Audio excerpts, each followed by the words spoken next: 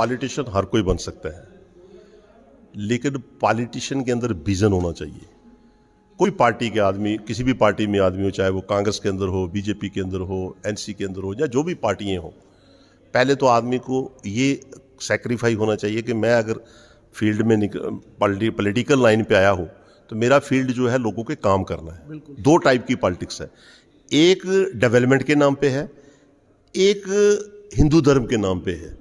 उनको और कुछ नहीं, वो कहते हैं अगर मैंने कोई काम कर दिया अच्छा, अगर जैसे मैंने मंदिर का एक नाम ले लिया कि जय श्री राम बोलना है, मैं भी बोलता हूँ जय श्री राम, जय श्री राम बोल दिया तो वो कहते हैं बस इसी से वोट लेना है मैंने, जय श्री राम से। इसी तरीके से मैंने कहा कि एक तो जो कटरा नंबर 2 का जो यात्रापाची काउंटर है वो शहर के बीच में है, उसके इर्द गिर्द सारी धर्मशालाएँ हैं, होटल हैं, गेस्ट हाउस हैं, वो अभी बंद पड़ा हुआ है, लेकिन मुझे यकीन है कि शायद उसको जल्दी ये खोल देंगे, जो मैंने कल हमने उनसे कहा।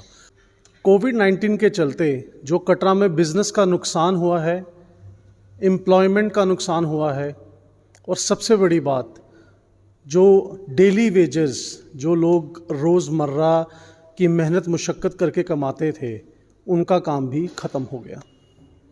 फिर अनलॉक हुआ और अनलॉक के बाद कहा गया कि कटरा खुल चुका है, लेकिन आज जनवरी का महीना शुरू हो गया, कटरा की कुछ दुकानें आज भी बंद हैं। और काउंटर नंबर 2 की बात करें, जो पर्ची काउंटर नंबर 2 है वो आज भी बंद है, जिसके चलते वहाँ का एरिया बिल्कुल डेड पड़ा है। रियासी कॉन्स्टिट्यूएंसी के एक्स एमएलए और एक्स मिनिस्टर कांग्रेस के श्री जुगल किशोर शर्मा जी ने कल एलजी मनोज सिन्हा जी से इस बारे में बिल्कुल एक एक्सप्लेन्ड डिस्कशन की। कुछ चीज़ें जो थीं वो शायद एलजी को भी नहीं पता थीं, तो उनको उससे वाकिफ़ कराया गया, और अब कुछ पॉजिटिव डिसीजंस और पॉजिटिव रिजल्ट्स आने की आशा है कटरा के लिए। इसी के लिए हमारे साथ जुगल किशोर शर्मा जी जुड़ चुके हैं। इनसे पूछेंगे कि कल की मीटिंग का क्या रहा और क्या इश्यूज उठाए गए जो कटरा के लिए ज़रूरी थे। जुगल जी, सबसे पहले तो आपका स्वागत है यंग बाइट्स में। जय माता की।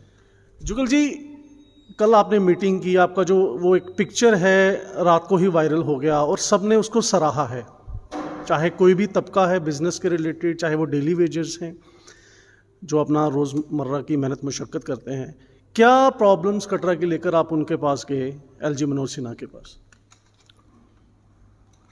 यहाँ जो कल हम मिले एलजी साहब से, डेपुटेशन मिला हमारा कटरा का, हम थे 5-7 लोग थे जो इसी इंडस्ट्री के साथ, टूरिज़्म, वैष्णो देवी यात्रा के साथ जुड़े हुए सभी लोग थे, चाहे वो ट्रैवल एजेंट एसोसिएशन है, होटलियर्स हैं, या जो भी शॉपकीपर्स वगैरह, उसी के रिलेटेड हमारी सारी बात थी जी। यहाँ हमारी जो बातचीत हुई वो सब जब से हम ये कोविड-19 शुरू हुआ है, तो बख्तन बे बख्तन हम आप लोगों को, जैसे आप लोगों के द्वारा, मीडिया के द्वारा, या लोगों को हम महसूस करते रहे, हम लोग खुद भी, क्योंकि बिजनेस से हम भी जुड़े हुए हैं, चाहे पॉलिटिशियन हैं लेकिन बिजनेस से जुड़े हुए हैं, हम ये महसूस करते रहे कि हम लोग जो कटरा की जो जनता है, कटरा के लोग हैं जो, या कटरा के आसपास के जो इलाके हैं, ये सारे लोग हम यात्रा के ऊपर, वैष्णो देवी यात्रा के ऊपर डिपेंडेड हैं। बिल्कुल। और यात्रा चलेगी तो हमारा सारा जो परिवार चलेगा, परिवार का खान पीन या जो भी उनकी सुविधाएं होगी तो हम दे सकते हैं। अगर यात्रा नहीं चलेगी तो हम कुछ भी नहीं कर सकते हैं। जब कोविड-19 शुरू हुआ तो हमने 1-1.5 महीने के बाद ही, उस वक्त अभी अनलॉक शुरू नहीं हुआ था, तो जिस वक्त ये कोविड-19 का शुरू हुआ तो हमने उसी वक्त कहा था कि इसका कोई ना कोई प्रोसीजर ऐसा होना चाहिए जिससे कि हमारा कारोबार भी चलना चाहिए। एक तरफ तो कोविड-19 है, बीमारी है, वायरस है, लेकिन उससे तो हम बच जाएंगे कामकाज छोड़कर, लेकिन ऐसा ना हो कि उससे बचते बचते हम इस तरीके से ख़त्म हो जाएं। ये चीज़ें मैंने पहले भी एक दफ़ा प्रेस कॉन्फ्रेंस की थी, हमने कहा था कि वैष्णो देवी और शिवखोड़ी के लिए कि ये 2 स्टेशन ऐसे हैं कि यहाँ पर हमारे पास और कोई कारोबार नहीं है, यही यात्रा ही हमारे सारा साधन है। और वैष्णो देवी की यात्रा जो थी हमारी, जिस वक्त जो टेक ओवर हुआ था, 14 लाख यात्रा थी, लेकिन जो गवर्नर इस रियासत के अंदर आए वो फ्री थे, चेयरमैन रहते थे जहाँ पे, क्योंकि रियासत सरकार वो नहीं चलाते थे, जब चेयरमैन होते थे उनका जो इनिशिएटिव होता था इस यात्रा को बढ़ाने के लिए होता था। तो जब ये सारी उनकी दौड़ धूप थी, तो अब जैसे 1 साल से हम जो देख रहे हैं, जैसे हमारे साथ पिछले साल भी जब ये हमारी सरकार का, सेंटर का फैसला हुआ, रियासत जम्मू कश्मीर को झूठी बना दिया। 1 साल तो हमारा उस वक्त भी आपने देखा, अमरनाथ यात्रा भी बंद कर दी और पूरी रियासत डिस्टर्ब हो गई। वो अभी हम वहाँ उससे निकले नहीं थे, इतने में आपकी जो यात्रा 22 मार्च को आपने यात्रा ये भी बंद कर दी कोविड-19 की वजह से। अब पिछले साल यात्रा अगर आप देखें तो जो हमारी 1 करोड़ यात्रा टच करती थी, वो पिछले साल यात्रा जो थी, ये 2020 की बात नहीं कर रहा हूँ मैं, 2019 की बात कर रहा हूँ। उस वक्त फिगर देखेंगे आपकी यात्रा जो 60 लाख तक पहुंच गई, जो नियर अबाउट 60 लाख के करीब यात्रा पहुंची, 60 और 65 के बीच में। इसका मतलब 30-35 लाख हमारी यात्रा कम हो गई, 35-40 लाख। और अब जो यात्रा जो एक साल जब हमारी जैसे कोविड-19 आया उस वक्त, तो हमने उसी वक्त 1-2 महीने के बाद मैंने प्रेस कॉन्फ्रेंस की, जिस वक्त हमने महसूस किया कि सारे कारोबार पूरी रियासी में आपने प्रेस कॉन्फ्रेंस की। पूरे देश में यात्रा सारे खुल गए हैं कारोबार, तो हमारा भी खुलना चाहिए। अब जो नीचे दिल्ली से जो गाइडलाइन आई, एसओपी, वो क्लियर थी, उसमें कोई ऐसी पाबंदी नहीं थी। लेकिन हमारी रियासत में एक नया उन्होंने कंसेप्ट बना दिया कि रियासत के अंदर जो इंटर करेगा लखनपुर में, जब तक उसके पास नेगेटिव सर्टिफिकेट नहीं होगा, वो स्टेट में नहीं आ सकता है। जब ये सारी चीज़ें कर दी तो हमने उस वक्त भी बड़ा शोर डालना शुरू कर दिया कि ये गलत है। लेकिन हम उस वक्त अपने लेवल पे बात करते थे, जहां हम कोशिश करते थे, क्योंकि हम अपोजिशन में थे, हमारी सरकार नहीं थी, हमने कोशिश की कि जो सरकार जिनकी है उनको थोड़ा सा जागृत किया जाए, उनकी आंखें खोली जाएं कि आप का ड्यूटी बनती है शहर के लिए, कस्बे के लिए, लोगों के लिए, चाहे वो शहर हो या उसके आसपास गांव हैं, उन लोगों के लिए आपको बोलना चाहिए। क्योंकि आदमी जिसके घर पे राशन नहीं होगा, वो खुद नहीं कहेगा कि मेरे पास राशन नहीं है। लेकिन आप लोगों को, जो पॉलिटिकल लोग होते हैं, उनको महसूस करना चाहिए कि ये फैमिली किस तरीके से चल रही है, या ये कटरा किस तरीके से अपना गुजारा कर रहा है। तो ये सारी चीज़ें देखते हुए हमने कटरा में भी कोशिश की, शहर के अंदर भी मीटिंग हुई, उसमें भी रिजल्ट्स इतने अच्छे नहीं आए जो हम सोचते थे। कि जो बात मैंने कल की है, वही बात मैं नहीं चाहता था कि मैं अकेले जाकर मिलूं। मेरी ये कोशिश थी कि ऑल पार्टी, क्योंकि जो सरकार, जो इस वक्त जो कटरा के अंदर जितना भी मेजॉरिटी ऑफ जो लोग हैं, मेजॉरिटी ऑफ पॉपुलेशन, वो पावर वाली है, जिसके पास सेंटर के रिलेशन है उनके साथ। आप घर घर में देखेंगे, आपको मेरे ख्याल हमारी पार्टी के लोग आपको 20 या 25% या 15% मिलेंगे। 85% जो कटरा के अंदर जो लोग हैं, वो इस वक्त जतिंदर जी के साथ या सेंट्रल गवर्नमेंट के साथ जुड़े हुए हैं। तो मेरी ये कोशिश थी आज से 3-4 महीने पहले कि अगर जो मुसीबत हम पे आई है, तो हम सब लोग मिलकर लड़ते हैं, हम सपोर्ट करते हैं। हमने कोशिश की, उसमें हम ये समझते हैं कि हम अपनी जगह पे कोशिश कर रहे थे, लेकिन उनकी नीयत या उनकी सोच या उनकी समझ जो थी, वो नहीं ठीक थी, जिसकी वजह से हम नहीं मिल पाए रियासत के गवर्नर के साथ। तो जब वो नहीं मिल पाए, फिर ऊपर से बीडीसी की इलेक्शंस आ गई। बीडीसी की इलेक्शन में जिस वक्त हमने देखा, दोनों ब्लॉक्स जो इर्द गिर्द थे कटरा के, वहाँ पर यही परेशानी थी। सब लोग कहते थे कि हमें ये दिक्कत है, यात्रा कब चलेगी। तो ये उनकी अपनी पर्सनल थी। लेकिन हम ये महसूस करते थे कि अगर पूरा देश में टूरिस्ट चल रहा है, पूरे देश में यात्रा चल रही है, सभी मंदिर खुले हैं, हिमाचल के अंदर चले जाइए, या अदर स्टेट में चले जाइए, वहाँ कोई मेडिकल चेकअप, उसमें कोई सर्टिफिकेट की जरूरत नहीं है। जैसे खुद ही प्राइम मिनिस्टर ने कहा है कि सोशल डिस्टेंस आपको रखना है, या ये बीमारी के साथ आपने लड़ना है।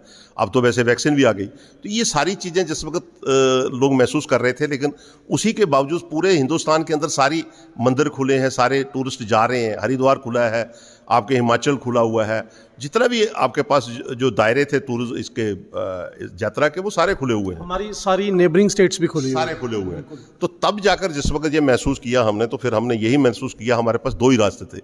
या तो हम सड़क पे बैठ जाते, तो या हम सरकार को एक दफ़ा कह देते, गवर्नर साहब से बात कर लेते कि भाई कम से कम उनको पिक्चर तो दिखाई जाए, उनका आइडिया तो लिया जाए। लेकिन बड़ी अच्छी बात है कि कल हम जब गवर्नर एलजी साहब से मिले, सिन्हा साहब से, बड़ा अच्छा लगा मुझे। मैं तो समझता हूँ कि अच्छी सोच वाले इंसान हैं वो। और जब हम मिले, कोई आधा घंटा हमारी बात हुई, 30-35 मिनट हम बैठे, हमने उनको सारी बातें बताई। हमने कहा कि अब जो अगर आगे इस वक्त हमने ये स्टेप, इस वक्त हमने इसको नहीं संभाला, क्योंकि यात्रा वैष्णो देवी की जो आती है वो अप्रैल मई जून में आती है। इस वक्त जनवरी हम क्रॉस कर रहे हैं, फरवरी और मार्च तक हमने कोई अगर स्टेप्स को अपनी दुरुस्ती नहीं की, तो यात्री जो है वो अपना प्रोग्राम जो है दूसरी जगह पे अपना डाइवर्ट कर लेगा। अगला साल भी हमारा वेस्ट हो जाएगा। हाँ, जैसे क्या होता है कि जैसे बच्चों को छुट्टियां पड़ती हैं, जो कारोबारी दृष्टि से है, फैमिली पहले ही 2 महीने 3 महीने पहले अपना प्लान बनाती है कि हमने अब किस तरफ जाना है। आज जैसे हम देख रहे हैं, जैसे कारोबारी दृष्टि से हमारे पास जैसे होटल हैं, गेस्ट हाउस हैं, हम पूछते हैं, या हमसे कोई पूछता है, तो वो कहता है कि हमने वैष्णो देवी आना है। तो जब हम उसको कहते हैं वैष्णो देवी आने के लिए, तो वो ये कहता है कि क्या लखनपुर में टेस्ट जरूरी है। तो जब हम उसको कहते हैं कि टेस्ट तो जरूरी है, वो कहता है फिर मैं नहीं आऊँगा, दूसरी जगह पे चले जाता हूँ, वहाँ टेस्ट नहीं है। तो ये हमने इसलिए उनसे मिलना ठीक समझा कि आज हम इनसे बात कर लेते हैं कि अगर आपने इस वक्त नहीं संभाला, 1 साल तो हमने उसको संभाल लिया, 1 साल तो हमने बर्दाश्त कर लिया, हालांकि बर्दाश्त नहीं हुआ, उसके लिए भी मैंने कहा कि हमें कम से कम 1 साल का जो होटल या गेस्ट हाउस या दुकानदार है, उनको बिजली का बिल माफ़ होना चाहिए। फिर हमने दूसरा कहा, जो नुकसान हुआ हमारे पास घोड़े वालों का, पिट्ठू वालों का, ऑटो वाले का, या अखरोट वाले का या शाल वाले का, उसको कम से कम कोई कंपनसेशन मिलना चाहिए। हमने कहा उनसे कि कम से कम उसको एक्सरसाइज कीजिए। हमारे पास रियासत कटरा के अंदर उन्होंने हमसे पूछा कि आपके पास, जबकि सब कारोबार खुल गया, मैंने कहा कारोबार खुले हैं लेकिन कटरा एक ऐसा स्टेशन है वहाँ सवाई यात्रा का कोई कारोबार नहीं है, जहां आज भी दुकानें बंद हैं। हाँ, मैंने कहा कि हमारे पास नहीं, और हम 1 साल हम झेल चुके हैं। उसके लिए कम से कम लोगों को बैकिंग मिलनी चाहिए आगे के काम चलाने के लिए। कुछ ना कुछ आपको कंपनसेशन या कुछ ना कुछ आपने एक्सरसाइज करना चाहिए। वो अब चलो हमने उनको बात रखी उनके आगे। फिर उन्होंने पूछा कि दिक्कत क्या है। हमने कहा कि लखनपुर में आपकी हमने तो फ्री रखी है, यात्रा आके नहीं रही है। मैंने कहा आपने फ्री नहीं रखी है, यात्रा इसलिए नहीं रखी है कि आपने पाबंदियां लगाई हैं। कौन सी पाबंदी लगाई है? हमने तो कहा कि 48 घंटे का आपको सर्टिफिकेट लेकर आप आ सकते हो। मैंने कहा एक आदमी 5 मेंबर फैमिली के हैं, उसको आप कहते हो कि 48 घंटे का आप सर्टिफिकेट बनाकर लेकर आओ। एक तो वो सर्टिफिकेट बनाकर जिस वक्त लाएगा 5,000 रुपये उसका खर्च आएगा वहाँ पे फैमिली के अंदर। जो 5,000 रुपये वहाँ खर्च करेगा, फिर यहाँ अगर आप शायद उसको मानो या ना मानो, ऐसा कैसे हो सकता है? मैंने कहा बिल्कुल है, आप पूछिए जाकर कटरा में जब कोई उतरता है उसका अगर सर्टिफिकेट भी होगा तब भी नहीं मानते उसको। इसी तरीके मैंने कहा सर्टिफिकेट की जरूरत क्यों है, मेडिकल चेकअप की जरूरत क्यों है, जबकि पूरे देश में नहीं है। लखनपुर में मैंने कहा ये सिस्टम बनाया हुआ कि जितनी बाल्बो गाड़ियाँ आती हैं, जितनी वीडियो कोचेज आती हैं, क्योंकि यात्रा हमारी सारी फ्लाइट पर नहीं आएगी या ट्रेन पर नहीं आएगी, कुछ बसेज भी आती हैं। मैंने कहा यहाँ ये सिस्टम बनाया कि माधोपुर पर बसें उतर जाती हैं, फिर उस यात्री को कहा जाता है कि तुम पैदल जाओ, दूसरी बस पकड़ो और चले जाओ। उससे यात्रा हमारी तो आ नहीं रही है, लेकिन वो लोग आ रहे हैं सिर्फ लखनपुर में जो आपको दिखाई दे रहे हैं, जिनका कारोबारी दृष्टि से जम्मू में ज्यादा से ज्यादा 10 या 20% यात्रा आपकी आ रही है। बाकी सारी यात्रा आपकी डाइवर्ट हो रही है, वो आ ही नहीं रही है, अपना प्रोग्राम ही नहीं बना रहे हैं। जैसे पंजाब, हरियाणा, दिल्ली, ये सारा एक मैसेज चला गया कि लखनपुर से नहीं छोड़ते हैं। तो मैंने कहा ये इसकी वजह से यात्रा आपकी रुकी हुई है। मैंने कहा कि मैं आपको इसलिए बता रहा हूं कि अगला साल आपका ये इससे भी ज्यादा कमजोर चला जाएगा अगर ये हालत रही। लखनपुर में आपको गाड़ियों को कौन रोक रहा है? मैंने कहा आप पूछिए, आपको मालूम होगा कि आप चेक करेंगे कैसे रुक रही हैं, नहीं रुक रही हैं। कहते हैं बसें नहीं छोड़ रहे हैं। मैंने कहा नहीं। मैंने कहा आप छोड़िए वीडियो कोचेस, बाल्बो को छोड़िए।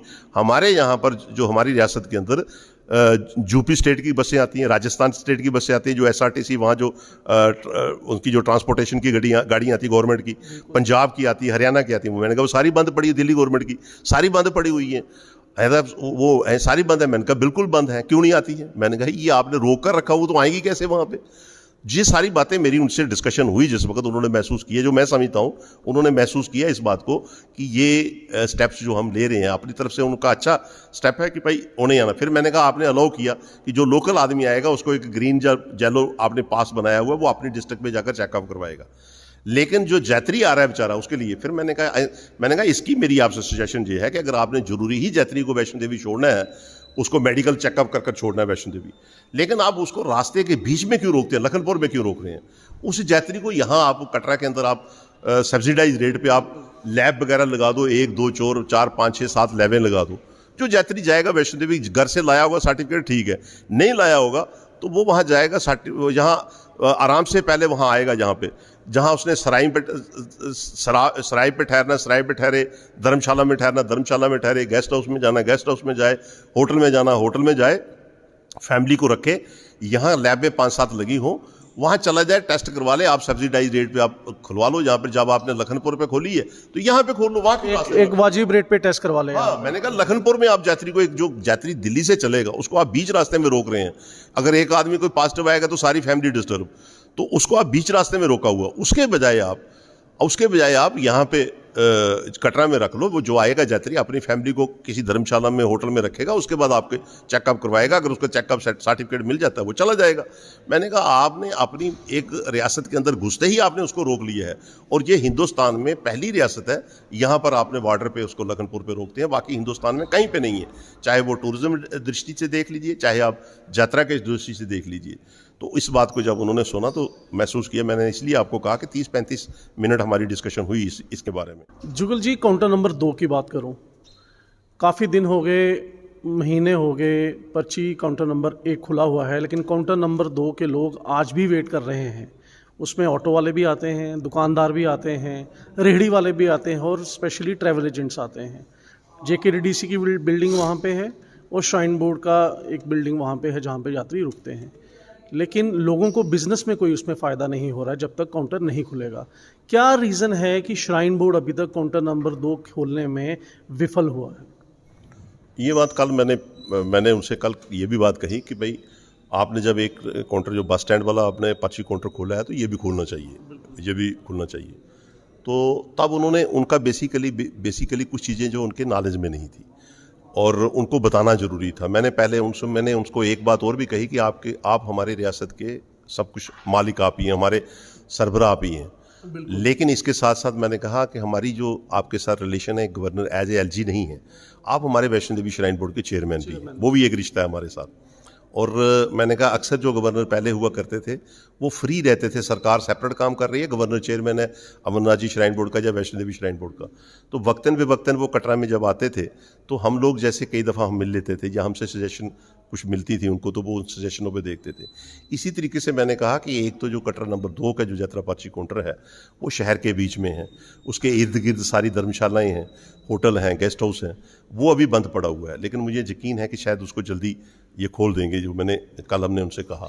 दूसरा मैंने उनको और भी कहा कि सजेशनें देने का हमारा ये आपसे ये है कि सजेशनें हम देते हैं, जैसे कटरा के अंदर अभी 2-3 पर्ची काउंटर आपके और होने चाहिए। हालांकि अगर आप ये सोचो कि डिजिटल इंडिया हो गया तो उसमें ऑनलाइन सारे पर्ची ले लेंगे, मैंने कहा अभी हमारा डिजिटल इंडिया उस लेवल पे नहीं है कि जिससे कि उसको यात्रा पर्ची लेने में वो अपने कंप्यूटर इसमें लैपटॉप से निकाल लेगा या अपने मोबाइल से निकाल लेगा। ये सुविधा अभी मैंने कहा जो फैमिली के साथ आता है उसका अपना शेड्यूल ही पता नहीं होता, क्योंकि पर्ची पे फिक्स होता है कि आपने कितने बजे निकलना है, उसका ये शेड्यूल फिक्स नहीं है। वो दिल्ली से चलता है, पता नहीं उसने रास्ते में रुकना है या कब पहुंचना है। तो जब जहां आएगा तो उसको जिस वक्त अपने पर्ची निकाली भी होगी तो वो पर्ची वेस्ट जाती है। बेटर यही रहता है जो आपने 2 काउंटर एक खोले हैं, एक बंद पड़ा है, खुला है, उसको भी खोल दीजिए।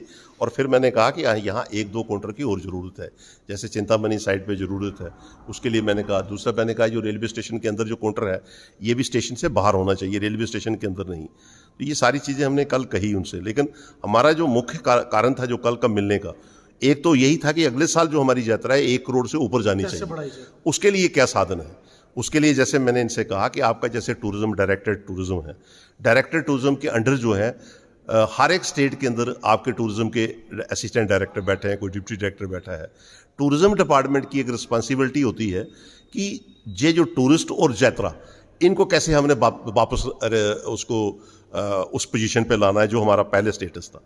टूरिज्म डिपार्टमेंट अभी तक हमारी रियासत के अंदर जो टूरिस्ट चला गया है उसको वापस उन्होंने लाया नहीं है, वो उस सिलसिले से कमज़ोर है, अभी नहीं लाया है। ये ठीक है कि वो अपनी टूरिज्म वालों से जब बात करो तो वो ये कहेंगे कि हम ये बना रहे हैं, ये पार्क बना रहे हैं, गाड़ियाँ ये कर रहे हैं। ये इनका काम नहीं है टूरिज्म वालों का कि खड़ी करनी, इंफ्रास्ट्रक्चर खड़ा करना। टूरिज्म डिपार्टमेंट का, क्योंकि ये कारपोरेशन सेपरेट बन गई है, टूरिज्म डिपार्टमेंट का काम है कि बाकी स्टेटों में जो आपके ऑफिस खुले हैं वहाँ से मोटिवेट कर यात्री को अट्रैक्ट कर टूरिस्ट को अट्रैक्ट कर कैसे आपने यहाँ पर रियासत के अंदर लाना है। ये आपने बिल्कुल बात सही कही, क्योंकि कश्मीर का जो टूरिज्म डायरेक्टोरेट है वो इन चीज़ों में काफ़ी हद तक सफल रहा है। बेंगलोर में देखिए, दिल्ली में देखिए, आप कलकत्ता में देखिए, आज भी उनके ट्रेड फेयर्स वहाँ पे लग रहे हैं, वो ट्रेड फेयर्स में जाते हैं। लेकिन जम्मू डायरेक्टोरेट जो है टूरिज़्म, वो आज भी एक स्टैटिक पोजीशन लेके बैठ गया है, हिलता जुलता नहीं है। ये बड़ी एक दिक्कत की बात है। मैंने पहले ही आपसे कहा कि बेसिकली आज हम कहते हैं कश्मीर के साथ हम कंपटीशन करते हैं। मैं आपकी बात पे आता हूँ, मैं दूसरी जो मैंने वहाँ बातें की वो तो गवर्नर साहब की आपको बातें बताई हैं। अगर मैं ये भी चाहूँगा कि कभी आप टूरिज्म सिलसिले पे आप मेरे साथ डिस्कशन कीजिए, डिबेट कीजिए, मैं उससे करूँगा। कश्मीर का कंसेप्ट और हमारे जम्मू के कंसेप्ट में फ़र्क है। कश्मीर का जो टूरिस्ट आज फ्लो हुआ है, कश्मीर की तरह जम्मू में भी बहुत सी खूबसूरत जगह हैं, लेकिन कश्मीर का जो ऑफिसर डायरेक्टर टूरिज्म जाएगा ना, वो उसको सोचता है कि मैंने कश्मीर में टूरिस्ट अगर पिछले साल अगर 3 लाख है तो हमारा फिगर कैसे बढ़नी है। आज की डेट में कश्मीर के अंदर देखा जाए, जिस वक्त मिलिटेंसी शुरू हुई थी उनकी फिगर थी 9 लाख टूरिस्ट की। हमारी उस वक्त जब वो 9 लाख टूरिस्ट वहाँ जाता था, हमारे जहाँ वैष्णो देवी की यात्रा जो आती थी उस वक्त 18 लाख थी। लेकिन वो 9 लाख जो टूरिस्ट आता है वो 9 लाख नहीं है, उसको अगर आप मल्टीप्लाई कीजिए वो 5 दिन 6 दिन लगाता वहाँ पे, तो इसका मतलब वो 60 लाख के करीब आ जाती है। हमारे वाला जो 80 लाख है वो 80 नहीं था। तो जब मैं मिनिस्टर बना तो मेरा ये कंसेप्ट हुआ कि हम 18 का उन्हीं की तरह हम इसको कैसे बढ़ाएं। तब हमने शिवखोड़ी श्राइन बोर्ड बनाया, तभी ये जितने टूरिस्ट डेस्टिनेशन वगैरह हमने डेवलप किए, चाहे वो 9 देवी हैं, सियाड़ बाबा, धनसर है। इसी तरीके से हमने पत्नीटॉप को कोशिश की कि टूरिस्ट जो हमारे पास कटरा में आता है वो यहाँ घूमे, जो एक दिन के लिए आया वो 4 दिन लगाए। श्रीनगर में जो जाता है वो 8-8, 10 दिन, 15-15 दिन टूरिस्ट रहता है। अगर उनकी फिगर 8 लाख होगी तो आप कैलकुलेट कर सकते हैं मिनिमम 5 दिन से कम कोई टूरिस्ट श्रीनगर में नहीं रहेगा। 5 दिन, 6 दिन, 7, 5 दिन से ऊपर रहेगा, तो इसका मतलब वो 60 लाख टूरिस्ट वहाँ आता है। हमारे वाला 18 लाख अगर आएगा तो एक दिन रुकेगा, वो तो सुबह आएगा, ट्रेन से उतरेगा, शाम को चला जाएगा। 50% तो वैसे ही कम हो जाता है। तो इसलिए जहाँ तक मैंने उनसे कहा, और होना भी चाहिए, ये नहीं है कि उनसे मैंने शार्ट में कुछ और तरीके से बात की, लेकिन मैं आपसे कहूँगा कि जो टूरिज्म डिपार्टमेंट का कंसेप्ट है वो फ्रीली होना चाहिए। उसका ये नहीं है कि मैं पैसा लाऊंगा, मैं कंस्ट्रक्शन करूंगा, ये करूंगा, रोड बनाऊंगा, कोई और चीज़ें बनाएंगे, ठीक है वो भी करें, पैसा आता है टूरिज्म के पास, वो एक अलग एजेंसी काम करती है। लेकिन हमारी बदकिस्मती ये है कि जो 1 साल कोविड-19 की वजह से ऑलरेडी जो हमारे पास है, हम तो कह रहे हैं उसको बचाओ। अभी तो नया लाने वाली बात, तो आइडिया तो बाद में दें, हम उसको ही ये भगा रहे हैं। पहले तो आपने देखा होगा जब हमने छोड़ डाला तो वहां पर जो यात्री को हरास किया जा रहा था लखनपुर के अंदर, फिर जाकर उन्होंने टूरिस्ट ऑफिस को वहां बैठाया, फिर श्राइन बोर्ड ने भी 2 आदमी यहां से भेजे या 4 आदमी भेजे। क्यों ऐसा हुआ? पहले क्यों पहले इनका दिमाग नहीं काम कर रहा था? तो इनको पहले ये चीजें करनी चाहिए थी। आज मैं जैसे सिंपल सी बात कह रहा हूं कि वीडियो कोच चलनी चाहिए जहां पे, मैं ये आपसे कह रहा हूं कि जो राजस्थान SRTC गाड़ियां हैं, जो भी उनका स्टेट उसको कहते हैं, जो भी जैसे हम SRTC कहते हैं, वहाँ भी उनकी कारपोरेशन है, जो गवर्नमेंट की गाड़ियाँ चलती हैं, राजस्थान की चलती हैं, यूपी की चलती हैं, बिहार की चलती हैं, पंजाब की चलती है, हरियाणा की चलती हैं, वो क्यों नहीं आ रही हैं कटरा में? वो क्यों नहीं आ रही जम्मू के अंदर? वो किसकी गलती है? वो एडमिनिस्ट्रेशन की गलती है, वो इनकी गलती है। वो गाड़ियाँ तो चलनी चाहिए, उनको रोका हुआ है। कोविड-19 की वजह से उनकी गाड़ियाँ बंद है, वो नहीं आ रही हैं हमारी स्टेट के अंदर। तो इसलिए जब कुछ चीज़ें ऐसी होती हैं, वक्तन बेवक्तन एडमिनिस्ट्रेशन को गवर्नर तक पहुंचाना चाहिए और समझना चाहिए। जुगल जी, माइनिंग की धांधली जो चल रही है, उसको क्या आपने एलजी साहब को कन्वे किया? उनको बताया कि कैसे निजात दिलाई जाए लोगों को? कल हमारी ये भी बात हुई माइनिंग की। हमने कहा कि आपने माइनिंग पूरी बंद कर दी है, और जिसकी वजह से जो रेट्स हाई हो गए हैं, और ज़्यादातर जो नुकसान है, किसी ने कोई घर बनाना है उसको महंगा पड़ रहा है, जो चोरी से आती है वहाँ पर किसी रेत बजरी। दूसरा, फिर मैंने उनसे कहा कि आपने जो ट्रांसपोर्टेशन जिसकी गाड़ी है, किसी ने लोन पे गाड़ी ली है, चाहे वो ट्रक है, ट्राली है, टिपर है, कुछ भी है, तो उस बेचारे को भी परेशानी है, 7-8 महीने से झेल रहा है। और मैंने कहा ये इससे पहले भी जब सरकार थी बीजेपी PDP की, तो ये टेंडर प्रोसेस जो शुरू हुआ था जेलोजी माइनिंग वालों को, पहले नहीं था। पहले रॉयल्टी पे करता था जो आदमी, वो ले आता था वहाँ से, रॉयल्टी वाले बैठे होते थे, जो रॉयल्टी ये डिपार्टमेंट के लोग बैठे होते थे। लेकिन आपने, मैंने कहा ये पिछली जो सरकार थी उसने ये शुरू किया। हालांकि वो जब शुरू किया तो प्रोसेस ठीक नहीं था, वो एक स्कैंडल टाइप था, उसमें करोड़ों रुपए की धांधली हुई थी उस वक्त। और उन्होंने कहा नहीं, उसी धांधली को कोर्ट में, सुप्रीम कोर्ट से फैसला करवाना पड़ा, ये उन्होंने खुद कहा गवर्नर साहब ने। लेकिन फिर जब मैंने कहा कि अभी जो 7-8 महीने से जो क्राइसिस खड़ा हुआ है, लोगों के ना मकान बन पा रहे हैं, ना सरकारी काम हो रहे हैं, उसमें गलत है, तो उसका कोई वे आउट निकालना चाहिए। उन्होंने कहा आपके नॉलेज में पूरी नहीं बातें हैं, शायद आपको मैं बता देता हूँ। उन्होंने कहा मुझसे कि कुछ टेंडर जो हमारे अभी करवाए थे हमने कुछ के अप्रूवल दे दी है, और कुछ प्रोसेस में देरी थी, कुछ हमारे अफसरों की गलती थी जिसकी वजह से लेट हुआ है। लेकिन अगर हमारे 76 टेंडर्स हुए थे, शायद कुछ ऐसी फिगर बताई उन्होंने मुझे, जिसमें से आधे के करीब हम उनको अप्रूवल दे चुके हैं। मैंने कहा आपने टेंडर तो जरूर करवाए, लेकिन कास्ट बड़ी महंगी हो जाएगी, क्योंकि जिन्होंने टेंडर लिए हैं उन्होंने एक एक डिस्ट्रिक्ट को कैप्चर करके लिए हैं, जिसकी वजह से महंगा होगा। वो फिर कहने लगे उसमें मैं तो कुछ नहीं कर सकता हूँ, क्योंकि वो टेंडर प्रोसेस था। गलत है, ठीक है, वो टेंडर प्रोसेस से वो अपीयर हुआ है। तो लेकिन ये है कि जो आया है, जिनका अप्रूवल नहीं हुआ है, वो बहुत जल्द कर देंगे। और उसमें जो लोगों को सैंड और जो इसकी बजरी वगैरह जो भी चीज़ें, इसकी रॉ मटीरियल होगा, ये चाहिए होगा, ये आपका खुल जाएगा। ऑलरेडी कुछ परसेंटेज खुल चुका है, कुछ जो बकाया है थोड़ी दिनों में इसका सॉर्ट आउट हो जाएगा। जुगल जी, आखिरी सवाल रहेगा कि क्या रीज़न है कि कटरा की बुरी हालत हो चुकी है, और जो लोग जीते हुए पार्टी के हैं या और भी राजनीतिक दल हैं, कटरा में अपना बिजनेस करते हैं, लेकिन वो बोल नहीं पा रहे, उसका आप किसको आप इसका कसूरवार मानेंगे? देखिए, ऐसा है कि पॉलिटिशियन हर कोई बन सकता है, लेकिन पॉलिटिशियन के अंदर विजन होना चाहिए। कोई पार्टी के आदमी, किसी भी पार्टी में आदमी हो, चाहे वो कांग्रेस के अंदर हो, बीजेपी के अंदर हो, एनसी के अंदर हो, या जो भी पार्टियां हो, पहले तो आदमी को ये सैक्रिफाई होना चाहिए कि मैं अगर फील्ड में पॉलिटिकल लाइन पे आया हूँ तो मेरा फील्ड जो है लोगों के काम करना है। बिल्कुल। लेकिन जिस वक्त ये भावना होगी तो आप काम कर सकते हैं। ये भावना मैं नहीं कहता हूँ कि मेरे में ज़्यादा है, चाहे मैं कांग्रेस से हूँ या कोई दूसरा बीजेपी से या एनसी से है, वो भावना बड़ी कम लोगों में होती है। खासकर आजकल जो पार्टियां इस वक्त जो हमारी, हम तो अपोजिशन के हैं, हम तो सरकार भी देखी, हमने सब कुछ देखा भी है, लेकिन जो लोग अब पॉलिटिक्स के अंदर हैं, दो टाइप की पॉलिटिक्स है। एक डेवलपमेंट के नाम पे है, एक हिंदू धर्म के नाम पे है। उनको और कुछ नहीं, वो कहते हैं अगर मैंने कोई काम कर दिया अच्छा, अगर जैसे मैंने मंदिर का एक नाम ले लिया कि जय श्री राम बोलना है, मैं भी बोलता हूँ जय श्री राम, जय श्री राम बोल दिया तो वो कहते हैं बस इसी से वोट लेना है मैंने, जय श्री राम से।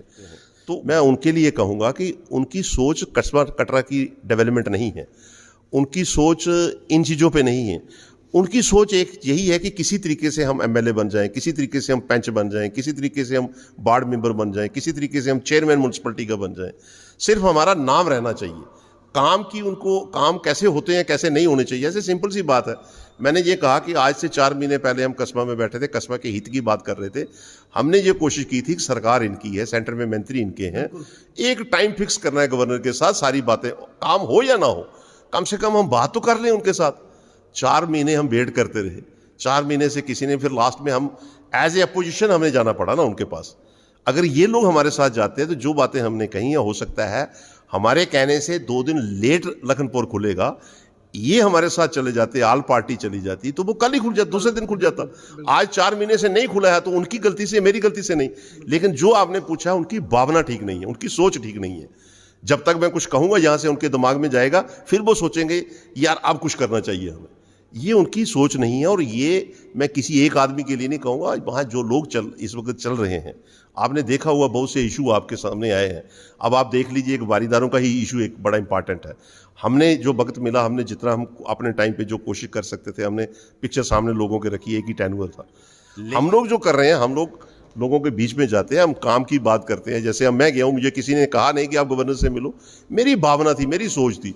मुझे भी महसूस होता है कि यार कस्बे में नुकसान हो रहा है, कस्बे के लोगों को नुकसान हो रहा है, किसी दुकानदार का हो रहा है, तो मैंने उस भावना से जाकर मिला हूँ। मेरा कोई पर्सनल इंटरेस्ट तो था नहीं, मैं उस भावना से गया हूँ। बिल्कुल सही कहा। वक्त निकला जा रहा है दोस्तों, अगर मैं कटरा की बात करूं तो वक्त निकला जा रहा है, और वक्त कहीं निकल गया तो अगला साल भी बिल्कुल शून्य के बराबर हो जाएगा। बात करें जुगल किशोर शर्मा जी की, तो यही एक वाहिद नेता थे जिन्होंने लॉकडाउन अनलॉक होते ही रियासी में एक प्रेस कॉन्फ्रेंस की और वहाँ बताया कि बिज़नेस को लाइन पे लाना कितना ज़रूरी है। इनकी उस प्रेस कॉन्फ्रेंस में साफ कहना था कि लोग हो सकता है कोरोना से बच जाएं, लेकिन अनएम्प्लॉयमेंट और भुखमरी से मर जाएंगे। और ये हमने देखा है कि कई लोग, खासकर मैं कटरा कस्बे की बात करूं तो डिप्रेशन के शिकार ऑलरेडी हो चुके हैं। आज ये हालत है कि कटरा की होटल इंडस्ट्री एनपीएस में आने को रेडी है, और इसी वजह से बिजनेस सस्टेनेबिलिटी की इतनी ज़रूरत थी कि 4 महीने पहले कटरा के मशहूर रघुनाथ मंदिर में एक मीटिंग ऑर्गेनाइज की गई। लेकिन उस मीटिंग में जो नेता बीजेपी पार्टी के थे, उन्होंने कांग्रेस के साथ चलने से मना कर दिया। लेकिन खैर वो मुलाकात हुई और स्पेसिफिकली कटरा के रिलेटेड इश्यूज ही सामने रखे गए, खासकर जो लखनपुर की प्रॉब्लम है, काउंटर नंबर 2 की प्रॉब्लम है, और खासकर जो माइनिंग का इशू है। आने वाले दिनों में पता चलेगा कि गवर्नर साहब ने इस जो प्रॉब्लम्स उनके सामने रखी गई हैं, वो इसके ऊपर क्या डिसीजन लेंगे। लेकिन कोई तो गया जो आगे जाके बोल सका, और बड़ी बात ये थी कि विपक्ष में बैठा एक नेता गया। आप बने रहिए यंग बाइट्स के साथ। मैं हूं हिमांशु शर्मा, कैमरामैन वरुण शर्मा के साथ।